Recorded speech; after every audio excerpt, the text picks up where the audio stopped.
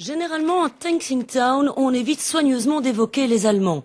Mais comment aborder l'horreur de la guerre 40-45 en omettant les belligérants?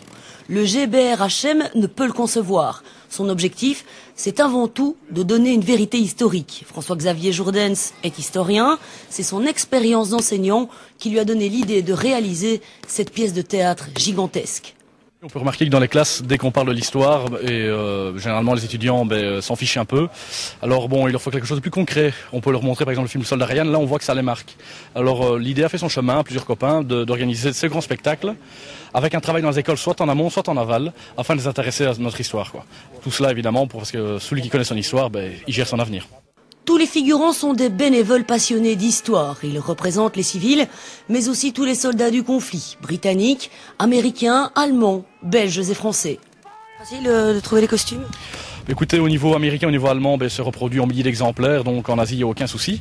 Par contre, dès qu'on aborde ce qui est français, belge 1940, là c'est beaucoup plus de l'artisanat, à nous de trouver le tissu, à nous de trouver un tailleur qui pourrait nous le confectionner. Colonne de déportés, marché noir et combat. Pendant 1 heure, la centaine de figurants du GBR-HM fait revivre cette période noire de notre pays avec un maximum d'authenticité. Personnellement, mon but, et je pense aussi l'association, c'est de pouvoir offrir au public un musée vivant.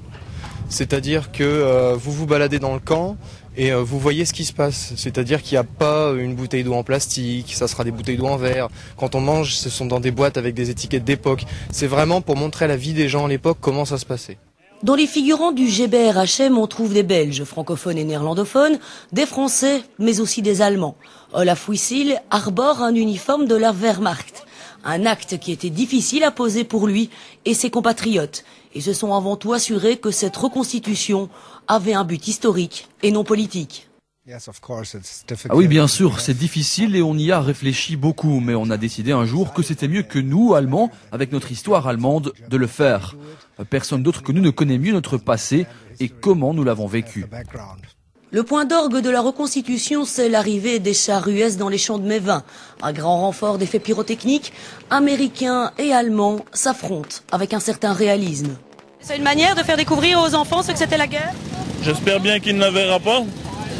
Et c'est vrai que vu comme ça, il ne peut pas se rendre compte de ce que c'est. Ici, c'est de l'amusement pour lui. Et alors, ça a l'air comment la guerre?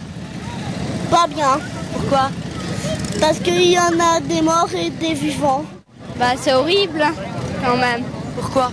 Parce qu'ils tirent et tout, il y a des bombes et tout ça. L'histoire, on la connaît. Les Allemands sont vaincus. Les chars américains peuvent continuer leur route pour entrer dans la ville de Mons.